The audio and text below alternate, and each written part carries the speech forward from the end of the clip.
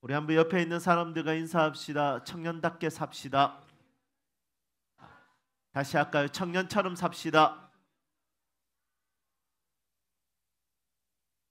성경에서 청년은 성령이 임하면 자녀들을 예언할 것이요, 청년들은 환상을 보고, 청년들은 현실을 보는 나이가 아니라 그리스도 안에 있으면 청년 때도 환상을 꿈꾸는 나이라는 거죠. 현실의 계산 속에서 자신의 인생을 감을 잡으면서 사는 것이 아니라 그것을 뛰어넘어서 여전히 환상을 가지고 사는 것이 바로 청년의 때의 모습입니다. 여러분, 오늘 이 자리에 내가 나이가 들었다 하더라도, 이미 청년의 시기가 지났다 하더라도 성령 안에서 하나님 나라에 대한 환상을 가지고 있다면 누구든지 청년의 시대를 사는 것이죠. 우리는 계산이 빠른 사람이고 현실에 대해서 너무나도 잘 아는 사람들이지만 성령 안에 있으면 환상을 꿈꾸게 됩니다. 제가 가지고 있는 환상은 그것입니다. 제가 설교 사도행전 1장 8절과 2장 16절에서 21절 말씀으로 집회에서 설교할 때마다 나누는 내용인데, 하나님 나라를 꿈꾸는 환상이 있습니다. 하나님 나라는 어린아이가 독사의 굴에 손을 넣어도 물리지 않는 나라죠. 그러니 약함이 약점이 되지 않는 나라입니다. 하나님의 나라는 어린 양과 사자가 함께 뛰어놀 수 있는 나라입니다. 사자가 어린 양을 잡아먹지 않는 나라, 약함이 약점이 되지 않는 나라입니다. 제가 목회를 하는 이유도, 제가 사는 이유도, 하나님 나라에 대한 환상이 있다면 그것은 이 세상을 그리스도인으로 통해서 약함이 약점이 되지 않는 세상을 꿈꾸고 있기 때문이죠. 세움교회 안에 모든 약함이 약점이 되지 않기를 주님의 이름으로 축복합니다. 그리고 여러분들의 가정에 부모와 자녀 간의 관계, 부부 간의 관계가 약함이 약점이 되지 않기를 소망합니다. 여러분, 이것을 꿈꾸고 그리스도 안에서 이 하나님 나라를 함께 꿈꾸면서 우리가 청년처럼 살 수 있기를 주님의 이름으로 축복합니다. 네, 히브리서 11장은 믿음장이라고 했습니다. 오늘은 아브라함과 이삭에 대한 이야기를 조금 해보려고 합니다.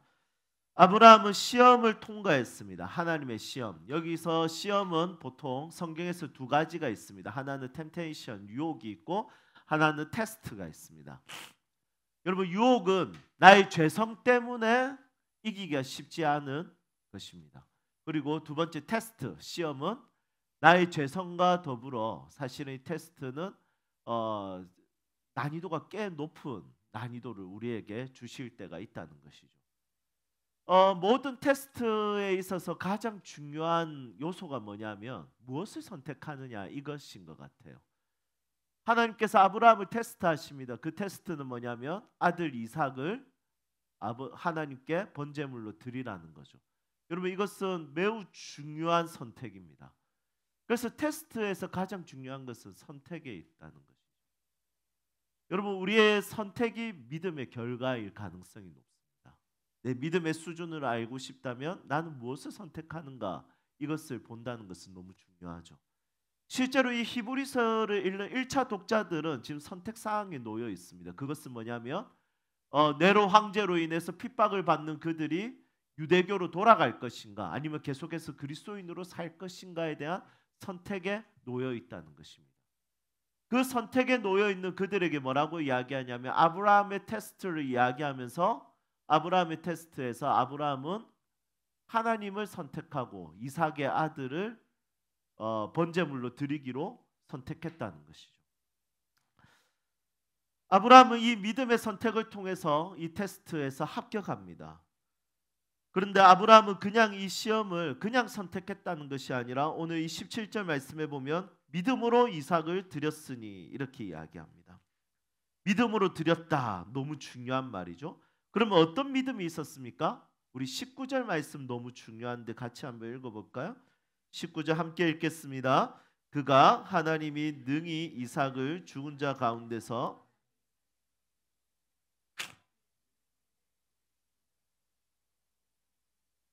아멘. 아브라함이 믿고 있었던 내용은 뭐냐면 하나님은 내 아들 이삭을 살릴 수 있다라는 믿음이었습니다. 믿음의 내용이 참 멋있지 않습니까? 살릴 수 있다. 여러분, 이것은 너무 멋진 고백입니다. 살릴 수 있다. 이것을 내 삶의 믿음으로 한번 적용해 보십시오. 모든 곳에 적용할 수 있습니다. 하나님은 나를 살릴 수 있다. 하나님은 내 아들을 살릴 수 있다. 하나님은 우리 가정을 살릴 수 있다. 하나님은 이 시대를 살릴 수 있다. 하나님께서 우리 교회를 살릴 수 있다라는 이 믿음의 고백은 너무 중요한 것입니다. 살릴 수 있다, 이것을 믿으면 우리는 헌신할 수 있습니다. 우리는 희생할 수 있습니다. 우리의 삶을 기꺼이 하나님께 드릴 수 있다는 것이죠. 문제는 뭐냐면 우리의 인생에서 가장 중요한 문제는 죽을까 봐 두렵습니다. 망할까 봐 두렵습니다. 손해볼까 봐 두렵고 나는 무너질까 봐 두려울 때가 너무 많습니다. 그렇지만 우리 안에 새로운 믿음의 요소가 필요한데 그건 뭐냐면 하나님은 살릴 수 있다라는 것이죠. 이 말씀의 1차 독자들도 지금 고민입니다. 왜냐하면 죽을까 봐에 대한 고민이죠. 그런데 그들에게 이 히브리서 기자는 딱 던져서 이야기합니다. 하나님은 살릴 수 있다라는 것이죠. 여러분, 하나님께서 우리 교회를 살릴 수 있고 하나님께서 여러분들의 가정과 자녀들의 믿음을 살릴 수 있다는 것을 믿으십시오. 여러분, 이 믿음은 우리의 삶에 다시 한 번 더 도전적인 선택을 할 수 있게 하는 중요한 기초와 기반이 되는 것입니다. 저는 기도하고 있습니다. 하나님께서 세움학교를 살릴 수 있고 다음 세대를 살릴 수 있다라는 믿음이 있습니다. 이제 1월 6, 7, 8일에 이제 백스코에서 청소년 1만 명 집회를 합니다. 여러분, 1만 명 말이 1만 명이지 부산은 청소년 믿는 청소년들이 10,000명이 되지 않습니다. 그래서 1만 명 수련회는 이거 엄청난 일입니다. 그래서 이 1만 명에 대해서 기대를 가지고 홍정수 목사님이 성시화를 통해서 이 꿈을 나누고 이 집회를 준비하고 있는 모습을 볼 때마다 야, 이거 되겠나 싶습니다. 그런데 홍정수 목사님의 믿음에는 하나님은 하실 수 있다라는 믿음이 있더라고요. 그런데 벌써 6,000명이 찼습니다. 이제 4,000명 남았습니다. 여러분, 기대하고 있습니다. 첫 집회 때 전 부흥에 대해서 나눌 겁니다. 하에 후. 하나님은 반드시 살릴 수 있다라는 것을 나눌 겁니다.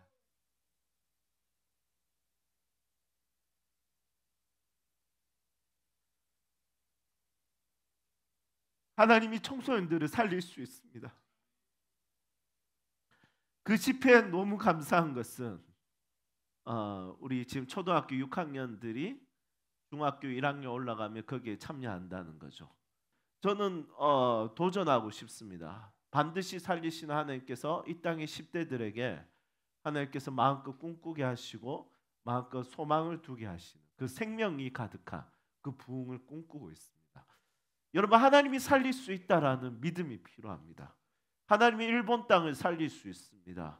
하나님이 라오스 땅을 살릴 수 있습니다. 하나님이 MK들을 살릴 수 있습니다. 선교사 자녀들을 하나님께서 살릴 수 있습니다. 하나님께서 한부모 가정들을 살릴 수 있습니다. 하나님께서 예수 그리스도 없이 인생의 방황을 겪고 허무한 인생을 살고 있는 이 세상을 하나님께서 살릴 수 있습니다. 대통령이 탄핵을 당한 이 시대에 하나님은 이 나라를 살리실 수 있습니다. 여러분, 이것을 우리는 믿음으로 고백하는 것이죠.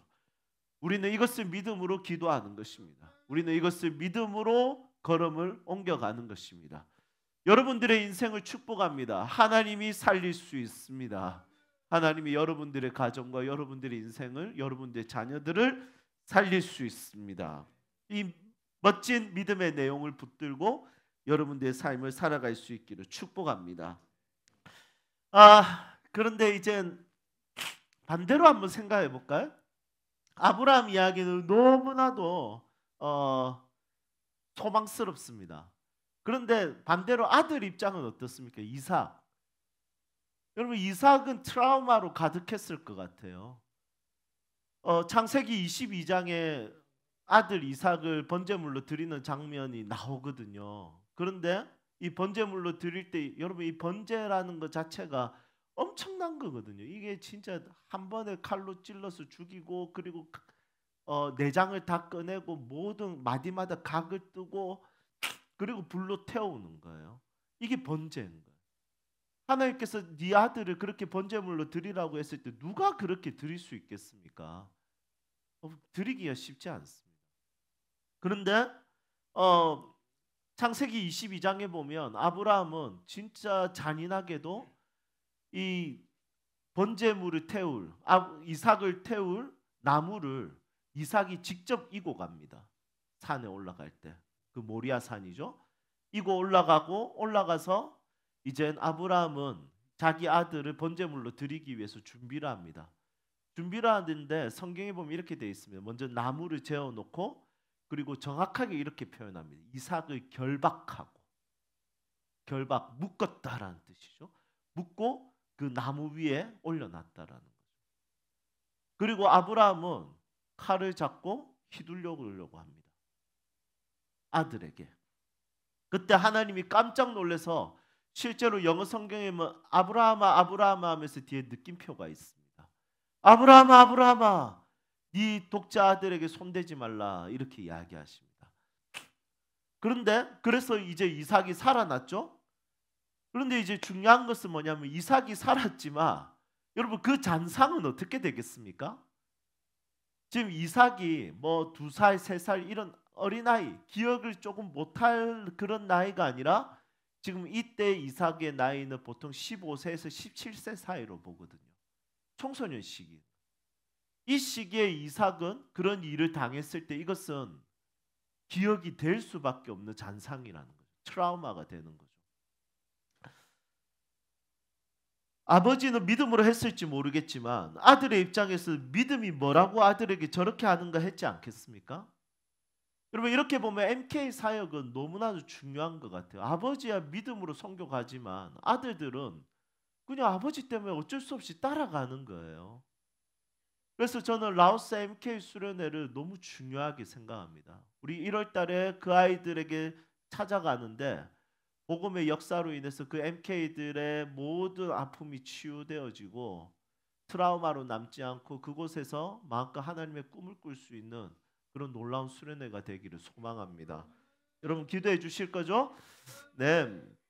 그래서 이 이삭의 입장에서는 아버지로 인한 기억이 너무나 끔찍했을 겁니다. 여러분 아버지가 자기 몸을 묶었다? 여러분 묶을 때 어떻게 묶겠습니까? 살살 묶었을까요?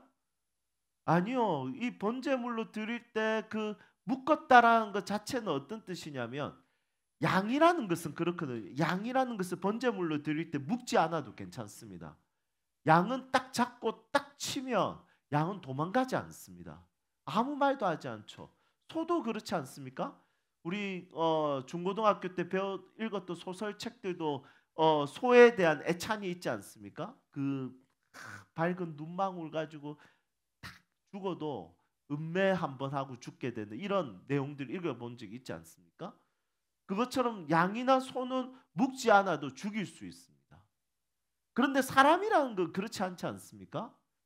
사람이라는 것은 무슨 일을 할지 예측이 됩니다. 예측이 되었을 때 도망가고 싶어 할 겁니다. 벗어나고 싶어 할 겁니다. 아브라함은 벗어나지 못하도록 결박을 했다는 거죠. 여러분 어느 정도의 힘으로 결박했을지 모르겠습니다. 그런데 아버지 입장에서 물론 아브라함이 나이가 많긴 하네요. 네. 100세니까 쉽진 않겠다 생각은 드는데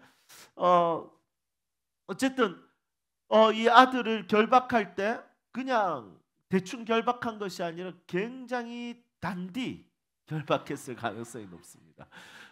꽁꽁 묶었을 겁니다. 벗어나지 못하도록. 여러분 그때 조여오는 그 아들의 입장 그 얼마나 아프고 힘들었겠습니까? 그리고 아버지가 칼을 잡았습니다. 그리고 그 칼을 가지고 자기의 목을 향해서 다가오려고 하는 그 모습을 봤을 때 그리고 여기까지 휘두르려고 했을 때 어떻게 되겠습니까? 여러분 이게 잊어질까요? 여러분 사실은 아버지의 믿음이 자녀에게 주는 악영향, 트라우마 있을 수도 있다고 생각합니다. 그것에 대해서 생각했을 때 이 이삭의 트라우마는 폭력적으로 나올 가능성이 굉장히 높을 것 같습니다. 왜냐하면 아버지의 폭력적인 기억은 자신을 폭력적으로 만들 가능성이 있기 때문이죠. 그런데 참 감사하게도 이 이삭은 자녀들에 대한 태도가 어땠냐면 20절을 한번 보십시오. 20절 함께 읽겠습니다. 믿음으로 이삭은 장차 있을 일에 대하여 야곱과 에서에게 축복하였으며. 아멘. 이삭의 선택은 두 아들의 장래를 위해서 축복하는 거였습니다. 아버지에 대한 기억, 아버지가 자신을 묻고 있다는 것에 대한 기억, 아버지가 자신을 죽이려고 하는 기억은 너무나도 끔찍했을 겁니다.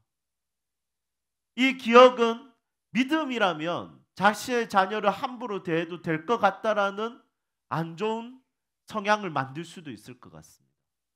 폭력적으로 만들 수도 있을 것 같습니다. 그런데 이삭은 어떻게 했냐면 두 아들을 장래의 일을 위해서 진심으로 축복했다는 것이죠. 믿음을 잘 사용하는 방법은 무엇일까요? 믿음은 잘 사용하는 방법 첫 번째는 테스트를 잘 선택하는 것입니다. 그리고 두 번째로 믿음을 잘 사용하는 방법은 모든 트라우마와 모든 아픔과 모든 상처와 모든 것을 이기게 하는 것이 있는데 그게 뭐냐면 믿음으로 누군가를 축복하는 삶을 사는 것입니다. 축복하기로 결심하면 그때부터는 너무 모두가 소중해 보입니다. 너무나도 중요해 보입니다. 너무나도 가치 있어 보입니다. 여러분, 저는 이 조국을 축복합니다. 그래서 저는 우리나라를 사랑합니다. 저는 라오스 땅을 축복합니다. 그래서 저는 라오스 땅을 사랑합니다. 저는 우리 사랑하는 성도들을 축복하고 싶습니다. 사랑하기 때문에. 축복하기로 결심하면 모든 눈이 달라집니다. 여러분들이 직장을 축복하십시오. 직장을 보는 눈이 달라질 것입니다. 여러분들의 가정을 축복하십시오. 여러분들의 자녀들을 축복하십시오. 여러분들의 아내와 남편을 축복하십시오. 여러분, 그렇다면 축복은 어떻게 하는 걸까요? 이 축복에 대해서 제가 수요 성경 큐티 모임 때 나눴는데 이 축복은 율로게오라는 헬라어를 씁니다. 이 율로게오라는 단어는 유와 로고스의 합성어입니다. 유는 좋은이라는 뜻이고 로고스는 말이라는 뜻입니다. 그리고 이 말과 함께 계획 이런 내용도 됩니다. 그러니까 좋은 계획을 말해주는 거예요. 좋은 계획. 축복한다는 것은 좋은 말을 해주는 거예요. 어떻게 해요? 믿음으로. 하나님이 역사하신다라는 믿음으로 좋은 말을 해주는 거예요. 그래서 이삭은 두 아들에게 장래에 대해서 좋은 말로 축복합니다. 그래서 장래에 대해서 축복하니까 이 축복이라는 것은 미래성이 있다는 뜻이죠. 이 축복은 과거성이 아니라 미래성입니다. 이 미래에 대해서 축복하는 거예요. 문제는 뭐냐면 미래는 아직 오지 않았고 그래서 두렵고 그리고 질문이 생깁니다. 미래는 현재보다 나아질까? 아니면 현재보다 더 힘들어질까? 지금보다 더 힘들면 쉽지 않을 건데 종종 미래를 생각하면 답답할 때도 있습니다. 그렇지만 이런 인생을 위해서 우리가 해야 될 것이 있는데 그게 뭐냐면 전지전능하신 하나님을 믿음으로 좋은 말을 해주는 거죠. 좋은 계획을 이야기해 주는 거죠. 그 사람에 대해서 최선의 말을 해주는 것입니다. 그리고 그때부터는 하나님께서 그 말을 쓰시기 시작하신다는 것이죠. 하나님께서 이 세상을 만드시고 하나님은 참 멋진 말씀을 하셨습니다. 보기 좋다야. 하나님 사람을 만드시고 최상의 멘트를 하셨습니다. 이야, 심이 좋다. 여러분, 이렇게 이야기하셨을 때 하나님은 좋은 말 하기를 아끼지 않으셨어요. 사랑하는 여러분, 축복이라는 것은 미래가 달려있는 것입니다. 여러분들의 축복하는 그 말 한마디에 어떤 사람의 미래가 달려있습니다. 내 자녀의 미래와 어떤 공동체의 미래가 달려있습니다. 축복한다는 것은 너무나도 신나는 일입니다. 누군가를 기대해주고 미래에 대해서 함께 꿈꿔주고 함께 기도해주고 마음껏 축복할 수 있다는 것은 행복한 일인 것 같습니다. 여러분, 이 행복한 삶으로 여러분들의 인생을 초대합니다. 축복하는 삶을 삽시다. 그것이 믿음을 가장 잘 사용하는 방법입니다. 죽을 때는 믿음은 천국에 가도록 사용되어지지만 이 땅을 살 때 믿음을 가장 잘 사용하는 방법은 축복하는 것입니다. 축복합시다. 옆에 있는 사람 얼굴 보고 축복합시다. 당신은 무조건 잘 될 겁니다.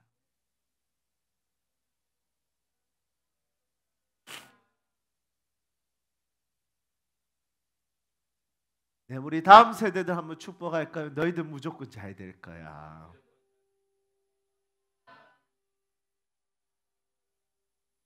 집사님이 기도할게. 목사님이 기도할게.